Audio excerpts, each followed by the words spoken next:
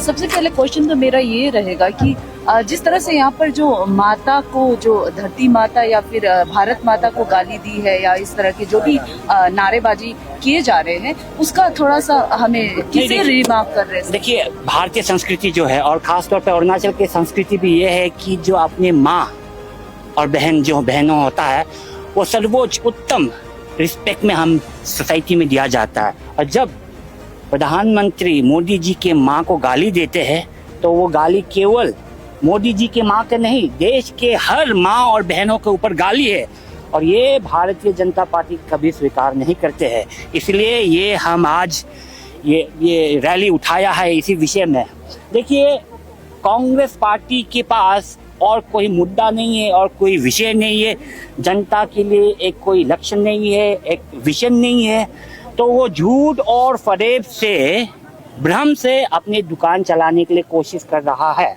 आपने देखा है कि बहुत सालों से, वर्षों से, 10, 12, 11 सालों से इस देश ने कांग्रेस के दुकान को सील कर दिया है, बंद कर दिया है, तो फिर भी वो कोशिश करते रहता है। लेकिन देश की जनता और अरुणाचल की जनता मूर्ख नहीं है, तो ये बात है। तो इसलिए आज भारतीय जनता पार्टी नारी सम्मान के लिए, माताओं के सम्मान के लिए ये रैली उठाया। हमारे भारतीय युवा मोर्चा ने आगे इसकी अगुवाई किया है और ये बहुत खूब तरीका से अच्छे से हुआ है आज। सर, जिस तरह से राहुल गांधी ने जो प्रूफ दिखाए हैं उसे भी झुटलाया नहीं जा सकता, और साथ ही जिस तरह से इलेक्शन कमीशन ने प्रेस कॉन्फ्रेंस में जो जवाब दिए हैं वो भी आई थिंक डिसअपॉइंटिंग जवाब है। तो उस पर आप क्या कहेंगे? भारतीय जनता पार्टी भी चाहते हैं कि जो वोटर, जो इलेक्टोरल लिस्ट है, उसको भी साफ करना है, वो भी चाहते हैं। This is a legacy problem from long time, so we also wanted that it should be clear. जो गलतियां है उसको सुधारना है, लेकिन ये कोई इंटेंशनल नहीं है। ये भारतीय जनता पार्टी ने फ्रॉडुलेंट वे में कुछ ये नहीं किया। ये उनके पास और उपाय नहीं, कभी ईवीएम, कभी वोटर लिस्ट के ऊपर चर्चा उठाते रहेंगे। एसआईआर जो चल रहा है, ये भी देश में भी हमारे मानना है, भारतीय जनता पार्टी को भी मानना है कि आगे बढ़ते भी ये एसआईआर और भी आगे चलेंगे। तो we want to clean the system also, that is also our views, our mottos also.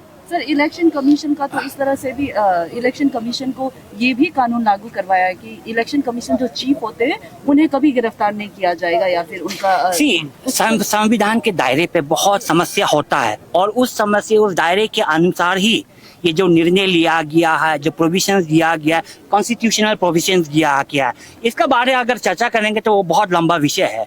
तो इसीलिए ये संविधान के दायरे में, प्रोविजंस के अंदर में दिया गया है ये प्रोविजंस। आपसे से कोई सवाल है?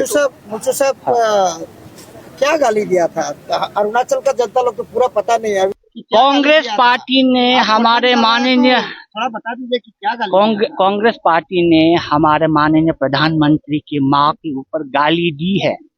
वो सब ढूंढ नहीं, वो शब्द हम इजहार नहीं कर सकते हैं। वो आप देखिए वीडियो पे, आपको पता चल जाएंगे। जनता लोग देखिए वीडियो पर, वो पता चल जाएंगे। क्लियर नहीं करके इलेक्शन कमीशन जवाब देने से कतराता है कि आप अरुणाचल इलेक्शन का देखिए, आप बीजेपी का चीफ स्पोक्स पर्सन है, आपका ऊपर में बहुत बड़ा भार है।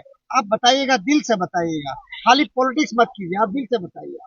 Election commission Bharatiya Janata party के अनुसार नहीं चलता है, संविधान के अनुसार चलता है। It is an independent autonomous body and based on this independence it take decision based on its present situation and status. Everybody wants to know. लेकिन राहुल गांधी का कहना है कि इलेक्शन कमीशन बीजेपी पार्टी द्वारा चलाए जा रहे हैं। उनका तो गलत उनका काम तो वही है। राहुल गांधी जी का तो एलिगेशन, वो भ्रम फैलाने के लिए, हर चीज फैलाने के, वो तो उनका काम ही है। मैं आपको बहुत बार, आप न्यूज में भी दिखाए जाएंगे कि देखिए बहुत सारे इलेक्शंस आप अगर देखेंगे, अगर भारतीय जनता पार्टी अगर झूठ और फरेब या वोटर चोर करके अगर इलेक्शन जीतता है तो क्या राहुल गांधी रायबरेली से जीतता था?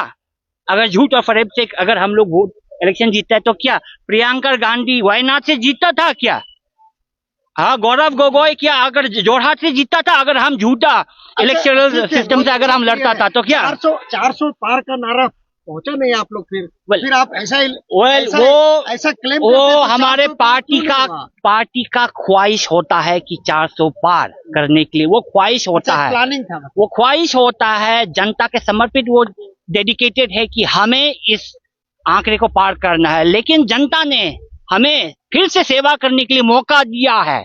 फिर भी इस बार तीसरी बार ये इतिहास में पहले बार होंगे हमारे नेहरू के बाद इंदिरा गांधी के बाद पहले प्रधानमंत्री होंगे कि जो 15 साल से उससे भी अधिक प्रधानमंत्री बनेंगे इस देश के लिए। और आपने देखा है कि पिछले 10-11 साल में देश का जो परिवर्तन हुआ, ट्रांसफॉर्मेशन हुआ, रिफॉर्म्स हुआ, वो कोई नकार नहीं सकता है। काम अच्छा चल रहा है लगता है। देखिए लोग क्या काम अच्छा हो रहा है। क्वेश्चन ये है सर कि जैसे कि इलेक्शन कमीशन पे जो दावे किए जा रहे हैं पार्टी द्वारा, कांग्रेस पार्टी द्वारा, तो एक तरह से ये भी सवाल उठता है कि बीजेपी द्वारा ये बोलना चाहिए कि क्लियर हो, सही हो। तो एज ए पार्टी आप लोगों का क्या कहना है? क्योंकि we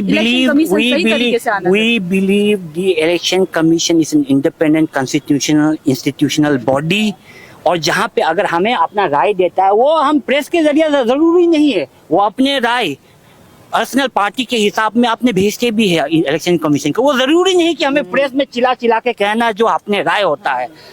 तो यही भावनाओं से हम आगे बढ़ते हैं, यही भावनाओं से हम देश आगे चलाता है। ये नहीं कि हर इंस्टीट्यूशन का घोटाला, ईवीएम चोरी, वोट चोरी, ये आरोप लेके देश आगे नहीं बढ़ता।